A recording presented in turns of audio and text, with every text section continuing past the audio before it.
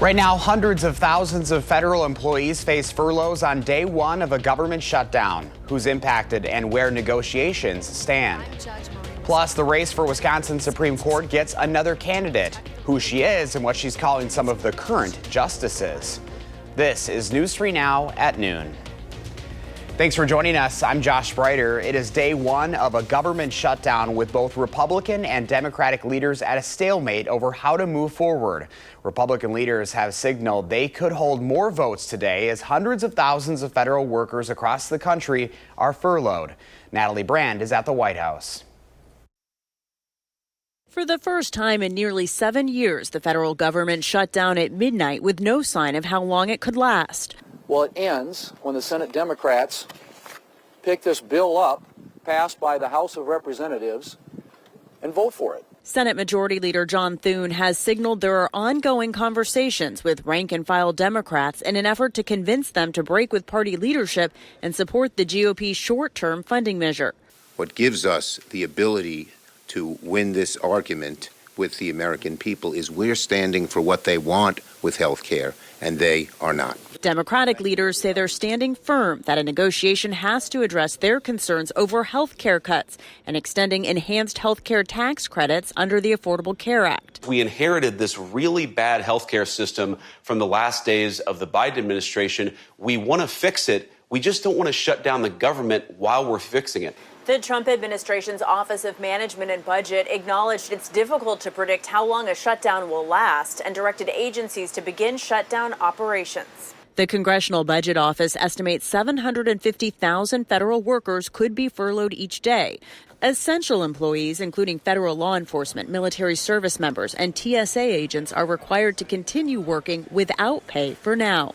Aaron Barker works for the TSA in Atlanta. If it gets to that point where officers can't afford to come in or have to make a decision whether to purchase medication, pay daycare, or put gas in the car to come to work, they're going to have to make that hard decision, and no one really wants to do that. President Trump has said the shutdown could also result in layoffs and cuts of programs that don't fit with his priorities.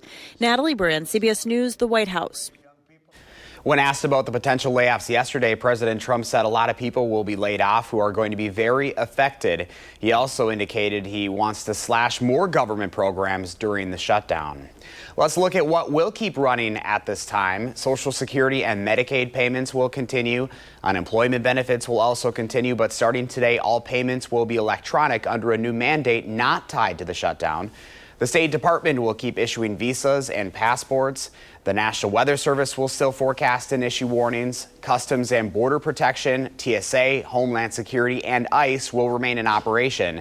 Veterans medical care and other critical services will also continue.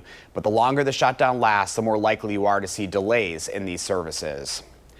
Dozens of workers for the Corporation for Public Broadcasting are without a job today as its federal funding dried up. The move will impact PBS, NPR, and other public media outlets who have already had to cut parts of their operations to deal with the budget shortfalls. Over the summer, Republicans in Congress clawed back $1 billion in funds that had been budgeted for public media. The Corporation for Public Broadcasting CEO says many stations, particularly in rural areas, will ultimately go under without the federal support. An appeals court judge is launching her campaign for state Supreme Court. Judge Maria Lazar will challenge Justice Rebecca Bradley's seat. Lazar is a conservative from District 2. She previously served as Assistant Attorney General under former Governor Scott Walker. In announcing her run, she criticized the liberal majority, calling them judicial activists. We've watched hundreds of millions of dollars and never-ending political ads flood our state and divide our communities. We are all sick of the political division. I'm running to restore integrity to our courts and to keep them free from partisan politics. She's the only conservative candidate in the race so far.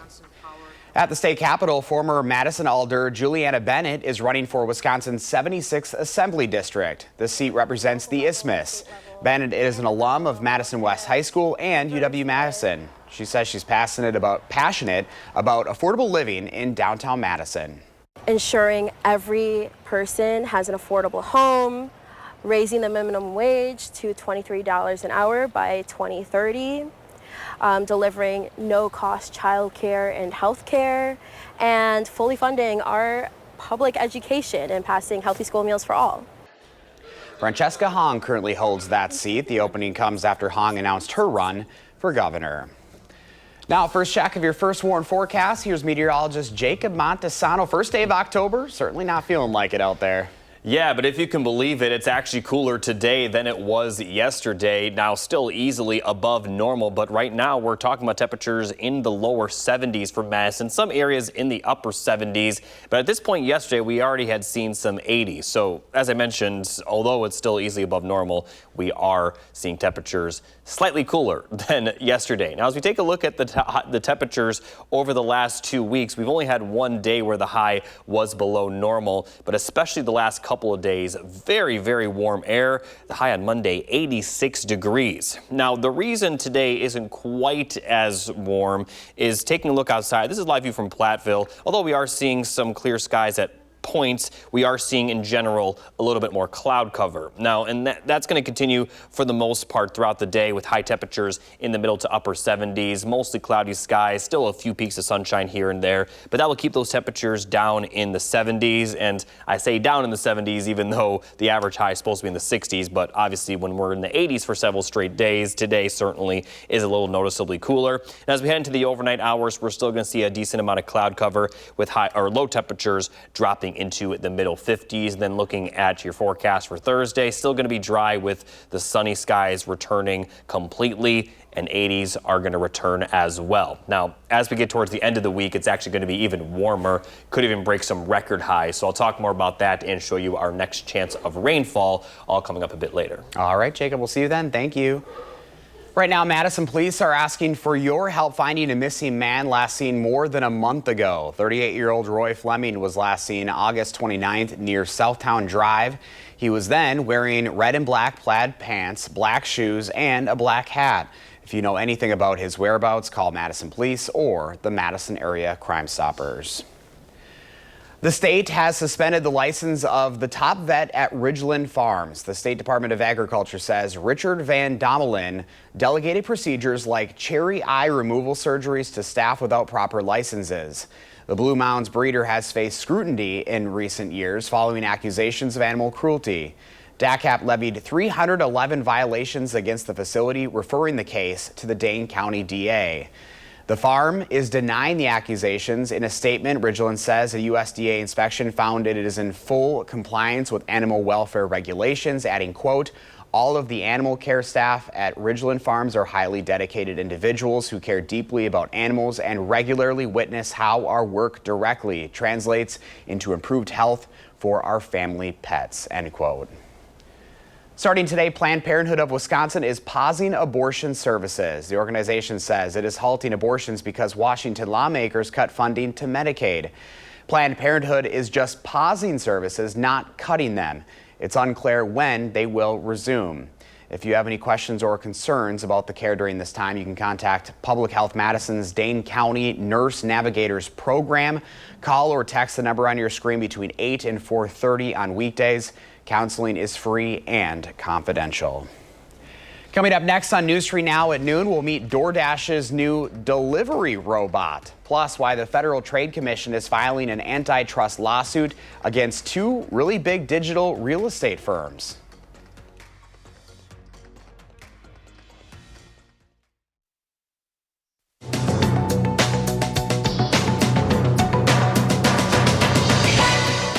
The government shut down. Essential federal workers are expected to report to work without pay, while thousands are furloughed. The White House is threatening more mass layoffs, though members of Congress will continue collecting their paychecks. Social Security, Medicare, and Medicaid payments are expected to continue as usual, though experts warn applications for some government-backed loans could face minor delays. Student loan borrowers are still required to make payments. The Federal Trade Commission has filed an antitrust lawsuit against digital real estate firms Zillow and Redfin. Regulators accuse Zillow of paying millions to Redfin to discourage competition in the ad market for multifamily properties, saying it harms consumers and property managers. In a statement, Redfin says it strongly disagrees with the allegations, while Zillow argues the partnership is pro-competitive. And meet Dot. DoorDash's new delivery bot. The company has unveiled its new fleet of delivery robots in Arizona. They're capable of navigating bike lanes, roads, and sidewalks, reaching speeds up to 20 miles per hour while carrying up to 30 pounds of merchandise. The company says Dot can help merchants and consumers with quick delivery of smaller-sized goods, which helps DoorDashers focus on higher-value orders. That's your CBS News Money Watch report. For more, log on to CBSMoneyWatch.com. At the CBS Broadcast Center, I'm Jesse Mitchell. Here's a look at the current stock numbers at the noon hour. The Dow's down 20 points, NASDAQ up 73, and the S&P 500 up almost 4 points. Our Call for Action volunteers are in the building today taking your consumer complaints and taking action on your behalf. Call for action at 608-270-2833 or submit a claim anytime at channel3000.com/call-for-action. We'll have today's farm numbers up next, plus Jacob is tracking the first warn forecast. Then later on Live at 4, Brewers postseason apparel and ticket availability ahead of the playoffs.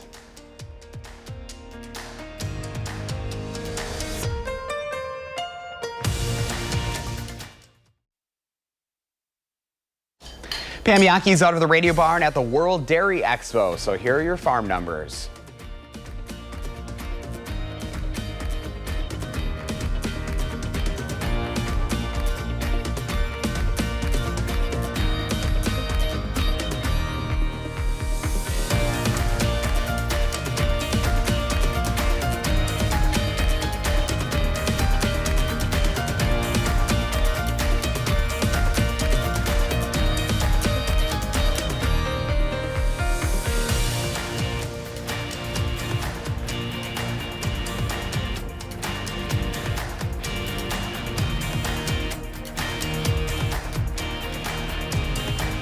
Time now for your certified most accurate forecast in Madison. Here's first warn meteorologist Jacob Montesano. Hi, Jacob. Hey, Josh, we're going to continue to see those high temperatures, very warm, and 80s are going to be in the forecast through Sunday. Not necessarily today, but we'll see the 80s return tomorrow, and that's going to continue throughout the weekend. We also will see pretty dry weather until early next week, and even when we do see the chance of rain increase, we're still not expecting a whole lot. Now, what we are going to expect is some cooler temperatures following that rainfall, but they're mostly going to be cool compared to right now. They're actually going to be much closer to normal. If anything, they may still be above that normal level once we get there. Now, here's a look at today's forecast. Again, mostly staying in the 70s. Middle to upper 70s will be the forecasted highs with plenty of cloud cover, but still a few peaks of sunshine. We'll continue to see a decent amount of cloud cover overnight as low temperatures drop into the middle 50s. Could see a few areas stay in the lower 60s. So a very similar morning tomorrow to what we saw this morning. And then as we get to the afternoon, we'll see almost completely sunny skies again with those high temperatures back into the lower 80s. Now it's just going to continue to warm up from there. Taking a look at the high temperatures for the end of the week, Friday and Saturday, we're going to have forecasted highs in the middle to upper 80s. Still going to be in the 80s Sunday, but then take a look at that drop. Once we start to see that rain on Monday, we'll see highs in the upper 60s for the middle of next week. But notice the normal high right now is 67.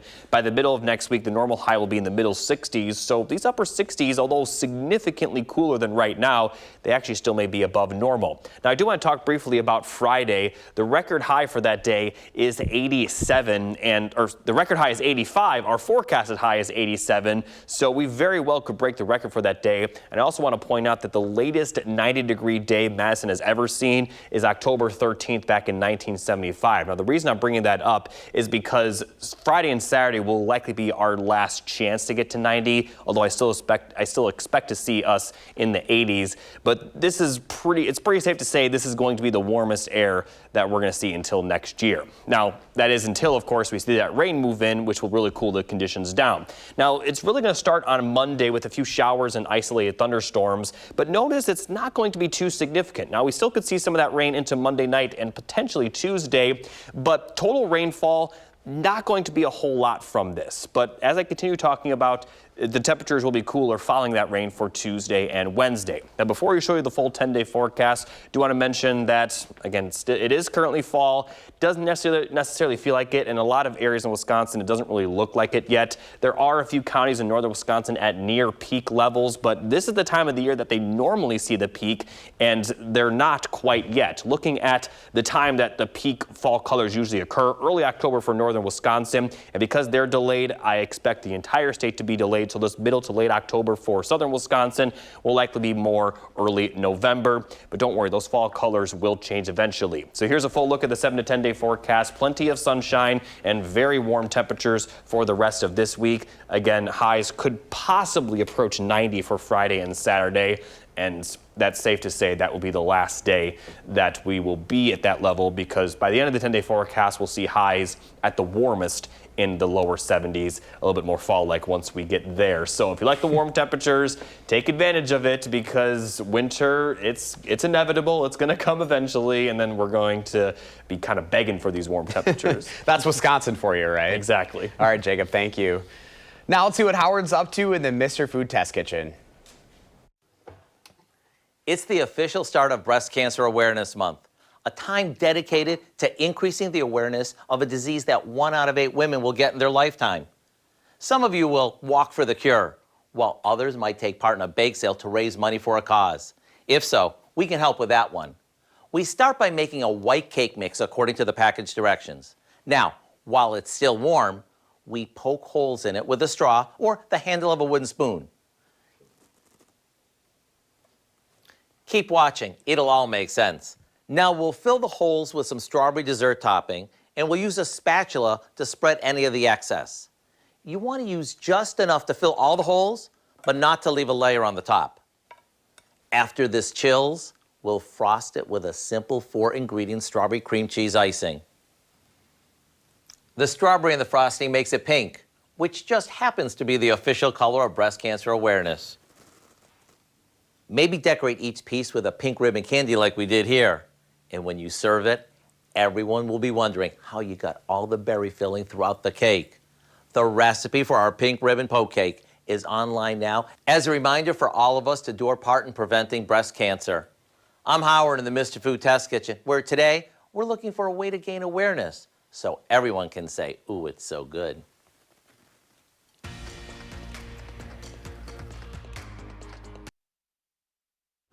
Angie Horkin with the Wisconsin Beef Council is back with us, and we're talking about leftover pot roast. You know, we were just talking off camera. It's pot roast season, but it's not pot roast weather. It's not weather, but we're still doing it anyway. We're still doing it anyway. Because it's delicious. Yes.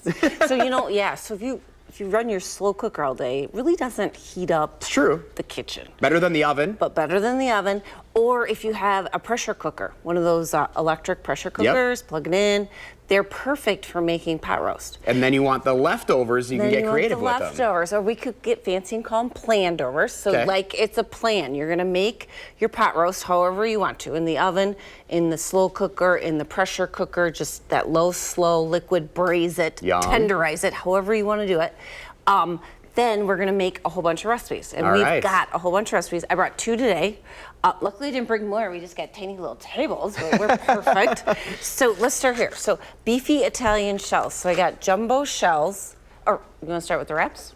There we go, let's start with the wraps. Good idea. So these are called our Southwest beef wraps. So I just took the shredded, cooked pot roast, and I mixed it, I saved some of the liquid to keep it juicy, and then I just mixed it with some salsa. So whatever your favorite salsa is, add that in when it's nice and hot.